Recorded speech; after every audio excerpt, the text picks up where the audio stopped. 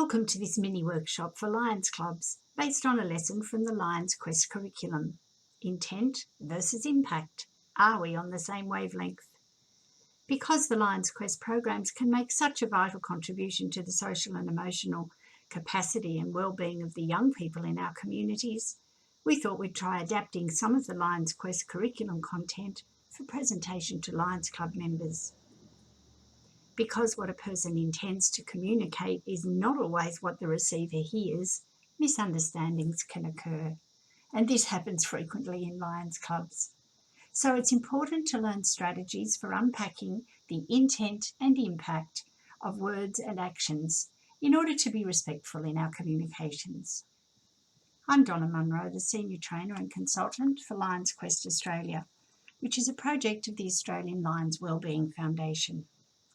Because this is a pre-recorded session, we've requested that one member of your group volunteer to act as a facilitator to help keep timing and discussion on track.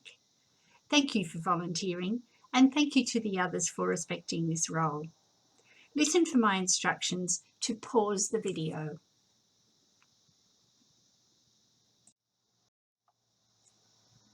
Let's start by defining our terms.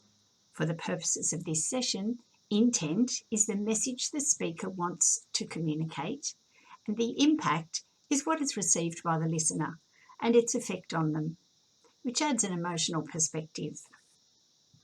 There are a couple of analogies in blue on the slide there that give us something to think about. We could say that intent is the throw or delivery, and the impact is the catch. And we know that the throw can go wide or high, and the catch can be dropped or fumbled. Or we can look at the joke and laughter analogy. Emotion is more obvious here because the impact, which is the laughter or lack of laughter, is very much dependent on the listener's emotional response to the intended joke. I must also mention here that most people are well-intentioned in their communications, and this is where our focus is. We do know, however, that there are people out there who intend sometimes to cause offence or hurt with their messages, and that's getting into psychology, and we won't be going there. Now I'd like you to think about a time when you said something to a colleague, a friend, or a family member, and the impact, or the way the message was received, didn't match your intent. How do you think the other person felt when this mismatch occurred? How did you feel when you were misunderstood? Facilitator, pause the video for a moment here so that the group can write or share some of their responses.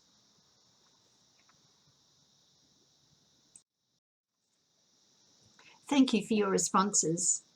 We do know that a range of feelings can result from misunderstandings. The listener might feel rejected or hurt or even angry, and the speaker might also feel angry or confused, perhaps guilty. This can happen when the words, the body language, or the tone of voice used to communicate a message affect the way the message is received. And this can be how a word or a phrase is interpreted, or the timing of the message, what's happened in the past, what's happening now. Our first step now is to go back to basics with communication. What words come to mind when you think about effective communication? Maybe put up your hand if you have a word, or call out your words. And as you do that, some words will appear on the screen. They might prompt or affirm your ideas.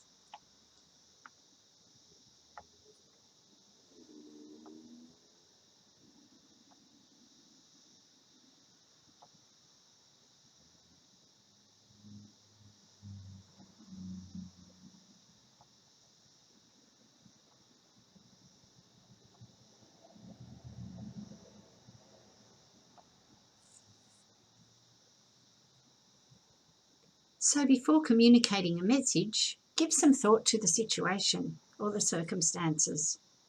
Be present, switch on your brain, and involve not only your ears and eyes, but also your heart.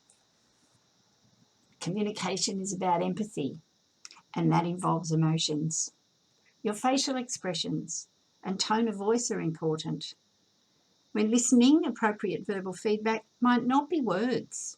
It could be even sounds like ah, oh, uh-huh, or mm.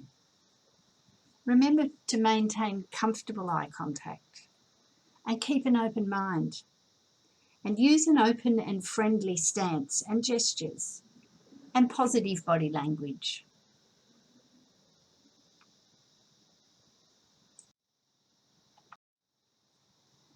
Here's a typical misunderstanding that might occur in a Lions Club.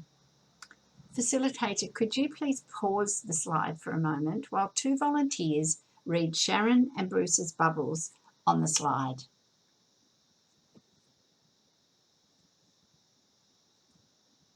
This is a clear mismatch or conflict between intent and impact. And we're now going to explore some ideas for unpacking a misunderstanding such as this one.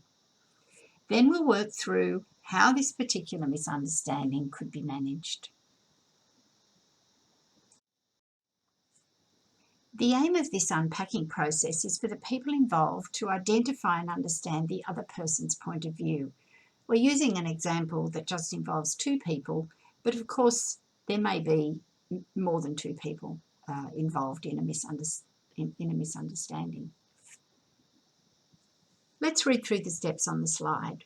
As we've mentioned previously, we start with an acceptance that people are usually well-intentioned in their communication.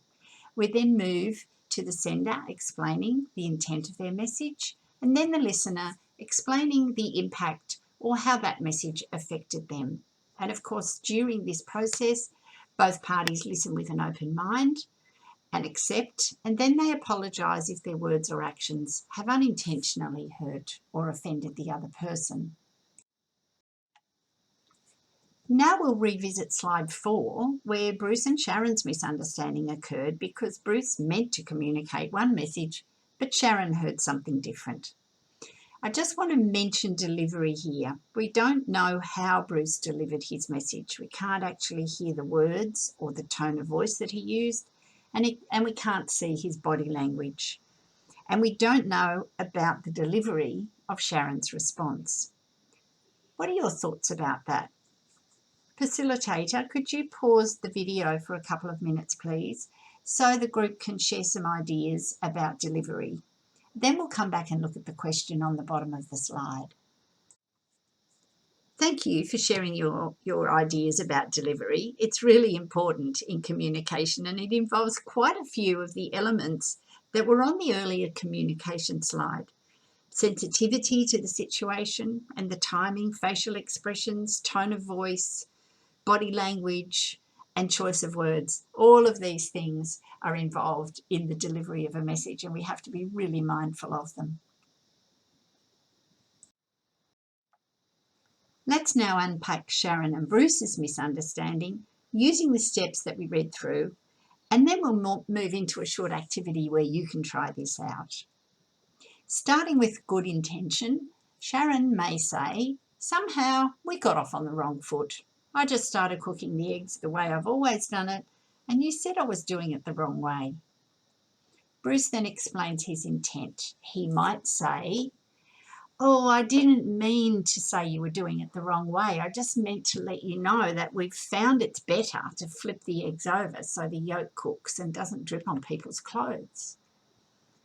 Sharon then explains how that affected her. "I felt angry because I thought you were saying I don't know how to cook an egg." Then, keeping an open mind, accepting and apologising, Bruce could say, "Oh, that's not really what I was saying, but I can see how you might have thought it was. I'm sorry about the misunderstanding." Sharon might add, "I understand that now you were just passing on a tip from experience. Apology accepted."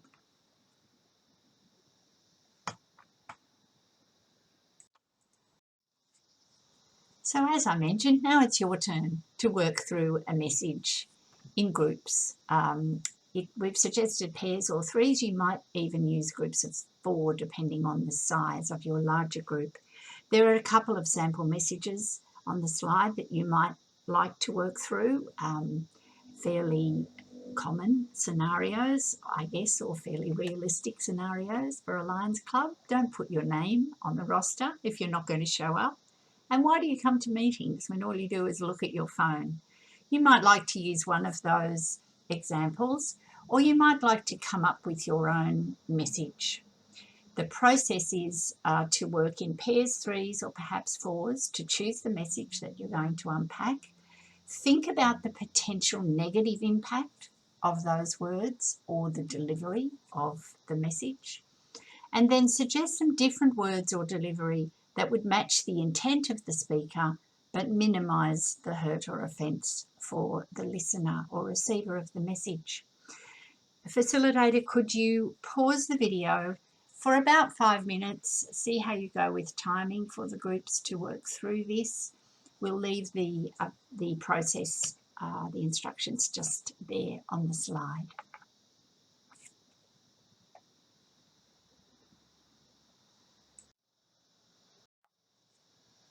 Welcome back. We hope you found that task useful and helpful.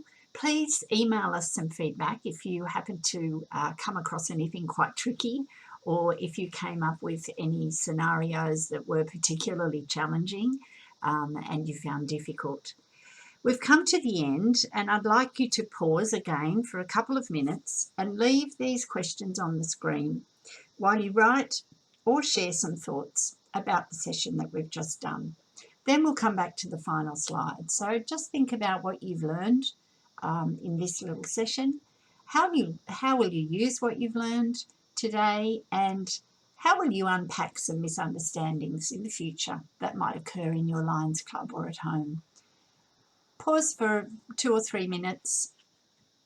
Have a think about those questions, perhaps a brief chat.